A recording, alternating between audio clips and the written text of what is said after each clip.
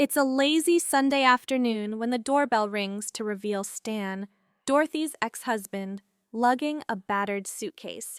He's in town unexpectedly and needs a place to stay for a few days. Dorothy's eyes widen. Blanche steps forward with practiced grace, inviting him in. Rose hurries to fetch refreshments, while Sophia surveys Stan with a mix of curiosity and skepticism.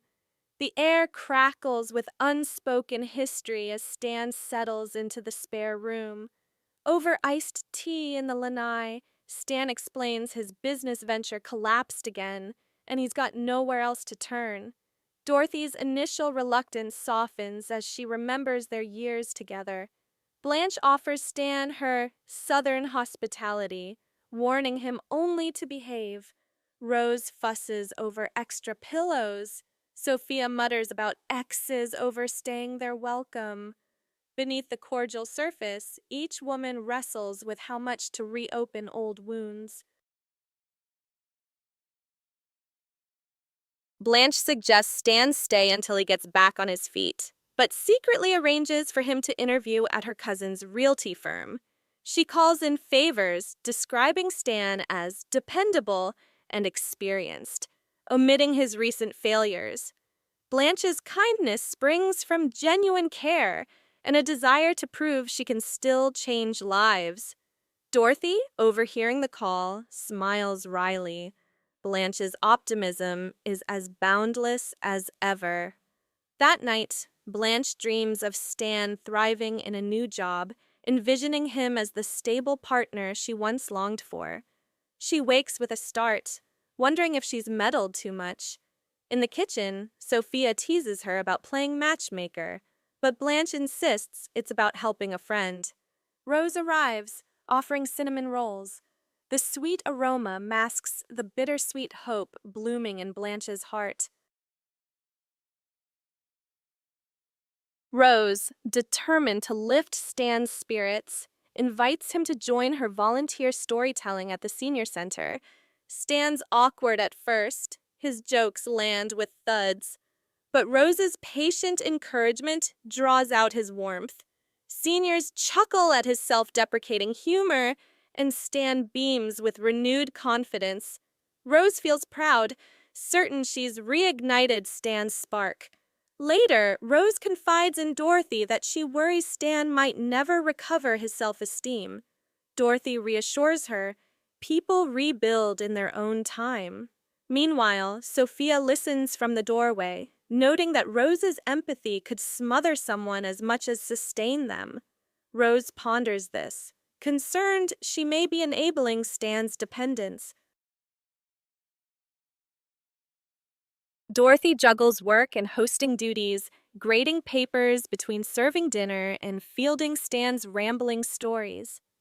At one point, Stan asks if Dorothy ever regrets their divorce. She pauses, then responds honestly, "Sometimes, but I needed to find myself." Stan nods, accepting the answer yet wistful. Dorothy's calm candor reminds him why their marriage unraveled and why their friendship endures. That night, Dorothy reflects in her journal. She values her independence and fears Stan's presence threatens her hard-won stability. She decides she must set boundaries.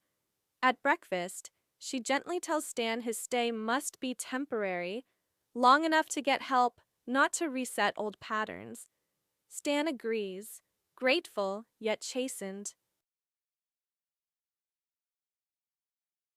Unbeknownst to the others, Sophia has her own plan. She's arranged for Stan to meet a former Navy buddy who runs a small repair shop. She slips Stan a note with the address. When Stan discovers the meeting, he's touched by Sophia's covert kindness. He confronts her. "Why help me in secret?" Sophia shrugs. "Sometimes people listen better to grandma than to ladies who lunch." Stan laughs, moved by her tough love approach. Sophia recounts the scheme to Rose, Blanche, and Dorothy over afternoon tea. They admire her ingenuity and the subtlety of her care. Blanche remarks that Sophia's methods may be unorthodox, but they work. Dorothy nods. Every friend shows love differently. On Stan's final morning, the women gather in the kitchen to see him off. He's secured the interview thanks to Blanche and Sophia's efforts, and he's accepted a part-time teaching gig arranged by Dorothy's contacts.